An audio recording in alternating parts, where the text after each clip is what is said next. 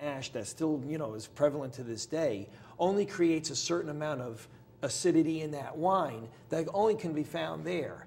And I've been there twice in the past 7 years, and I'm telling you, when we hit that area, when we go to the Amalfi Coast and that, it's every night is that type of wine. And so it is indigenous to that area. So you do pick up those different flavors, as you said, South Africa, Chilean, South America, Napa Valley. There's so many, and it seems like there's an explosion of wines now all of a sudden, throughout the world. Well, it is. The competition is actually growing. But what's happening is, if you look at the United States, back in the day, when let's go back a couple of hundred years, the English, when they first settled here, really brought hard alcohol, and beer. Yeah, the rums, the molasses. And that's because during this Ice Age period, during the Dark Ages, the Northern Europeans lost all their grapes. So over the last, 40 or 50 years, wine consumption in this country has grown tremendously. Right. Now, that type of activity occurs as economies begin to develop. Now, you'll find this interesting. I've been invited to go to China, and I may be going in November, because the Chinese are starting to, because of their affluence, develop a palate for wines. And so they're growing wines in China. And I've met with a group of people there. They actually have an organization called Dynasty Wines. It's the biggest wine producer in China.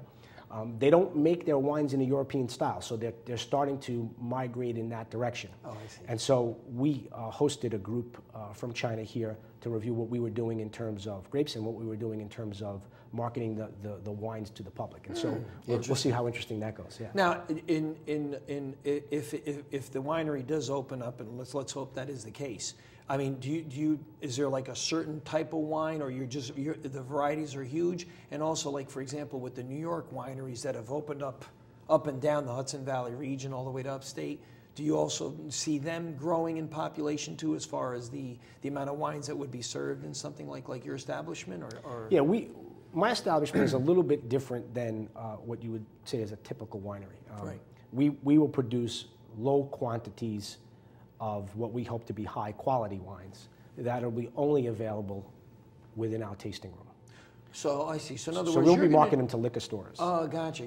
Oh, I see. So in other words, the idea with you is that you're going to be actually creating the wine. You'll be making the wine. It's not just you buy a bottle from X or Y, Z producer and you bring them in. It's a lot of it's going to be your own type of wines that are going to be produced. That's correct. And then we would feature wines from other growers. Right. Featuring a lot of the wines from New York, but also wines from around the world, because it's important for people to develop their palate, and they find that to be very interesting and fun, and it is. Sure, the mix from a Pinot to a Merlot, Cab, or whatever the case may be. Gotcha. Yeah. All right. So let's see. Let's go to the next thing. RC. All right. Now we got to bring this right up front. Okay. There was an incident involving a tape that had surfaced. There have been lawsuits filed on both sides. Where are Tom DeChiaro and the winery headed? What direction are you going? Well, we have a lot of unfortunate circumstances that have occurred in the past. I continue to be open to discussions, and hopefully we can move this forward, because everybody would benefit by it. Right. So we continue. The town benefits because it's another rateable. It's another business that could produce sales tax. It's another business that could hire people, employ people in the area. Correct. It's not a low-end type of business. It's a high-end type of business. So those are the type of reasons, you would think Yorktown and the area, because I don't think there would just be like Yorktown residents that would come into your business. I think you get people from all over the. Well, we would certainly be a destination for the surrounding from the surrounding towns. Exactly. Yes. Right. But to answer the question more detailed, we're looking to move forward, and we have an open invitation to have discussions with the town. Hopefully, we will. We continue to pursue Ag District designation. Okay, now for our viewers, what is an Ag District? You give it the full name. Explain what an agricultural district is and what it means, what it implies. The state of New York is looking to promote agricultural development in the state because, one, it's a very big economic boost for the state, but in addition, it keeps things green, right? So it's green, it creates jobs, and we need to promote agriculture. Sure, it was an offshoot of all the farmers that unfortunately, we're especially in upstate New York, we're hurting. As like in Peekskill, where we have our farmers market, but we are only allowed to sell or actually the vendors are only allowed to sell products that are just made in the New York and I guess from farmers, New York and Pennsylvania regions. Correct. So that's why that's an offshoot of that agricultural district. Right. So the districts were created to protect farmers because there are certain ordinances that they seem to be unreasonably restrictive. You know, nothing out of the ordinary, but unreasonably restrictive to a farm. Right. So the first order of business was I contacted the Department of Agriculture and received a letter from them. And they told me the business that I was operating is classified as a farm under the definition of New York State. Right. And I went to the town and I showed them the letter and said, this is what I'd like to do. The current property, as it's zoned now, allows a farm use. Then I was instructed by the state to apply for ag district designation because if I did receive that designation, the state offers protection so that you could open. Right.